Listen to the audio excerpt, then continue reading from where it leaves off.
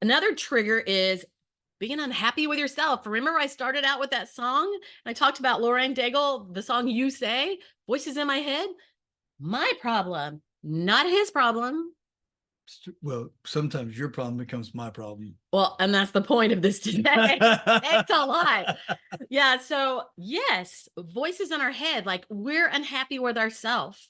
And one of my things in the past was I never liked to speak in front of people, be in front of people. I was a dance teacher. I was in recitals. I was a voice student and I sang and I did all these things in front of people, but I hated being in front of people. And I realized that one day I realized especially as I started wanting to get this message across to you, I had to realize I had to get past myself. Well, it's not really that I was selfish or just paying attention to myself all the time, but I didn't realize my discomfort being in front of people sometimes that I paid too much attention to myself. And I began to focus more on you because I wanted to get a message out to you. So I had to forget myself. And so sometimes we're unhappy with ourselves, we're focusing too much on ourselves, and we need to focus on what do I need to do to fix this? How do I find a solution for this instead of paying attention to the voices in our head? Like, if I'm not feeling like enough or I'm feeling frustrated, then, maybe I need to go have lunch with a friend. And I just did that a couple of days ago with 3 friends. And it was so empowering, the chit chat and the love for one another. And sometimes we have to figure out what is it that's causing us to be unhappy with ourselves. We feel like we're not good enough, or we can't make enough money, or what else makes us feel a little bad about ourselves? Can you think of something? Well, we get frustrated over different things that are happening in our lives, and we're thinking, why can't I do this? Like you're trying to fix something, a machine that you've got at the house or anything, or even at work. You're thinking, okay, I can do this. And then you can't seem to get it done or get it accomplished. And you're trying to figure out, why is it that I can't do this? I mean, it may not be anything really big, but you're so unhappy because you can't get this done. And you know that somebody else is going to have to do it if you don't get it done.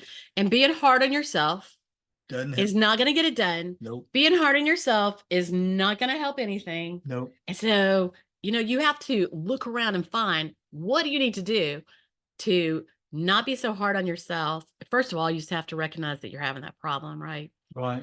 Another thing that causes triggers is, man, something unfair has happened. Maybe you just crashed your car because somebody who wasn't paying attention ran into you. I remember when we had a teenager who was actually he was like 18 or 19. He was 19, and he had several challenges in driving. Like, he's really super smart. He's one of those A students, who doesn't have to work hard at it. But he ran into a mailbox. He was reaching down to get a CD in the floorboard, and he ran into a brick mailbox. And he's like, oh, that's bad. But then another week, let's see if I can remember it properly. There's 3 things. And then maybe 2 weeks later, he was at a red light, and I don't believe he ran the red light, but anyway, somebody else maybe ran the red light. Not sure on the stories. Somebody hit him, rolled the our truck, because he's driving our truck, because he'd already hit the mailbox 2 weeks before with his. So they rolled the truck, and he happened to be okay. But only a few weeks after that, then he was out on the expressway going a little fast. Everybody does it, right? Anyway, it's like going a little faster. That's speed limit. That is speed limit. But he's 19. He's in college, and he had a ticket.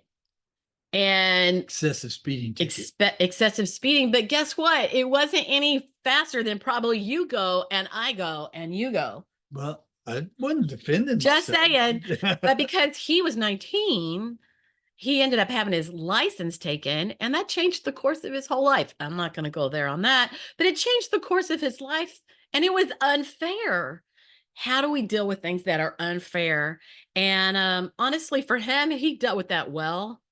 But many times we go inside and we're frustrated, or we're angry, or we're mad, or we're mad, or we're angry, and we can't or we're critical of everything else. That's right. You see those top emotions?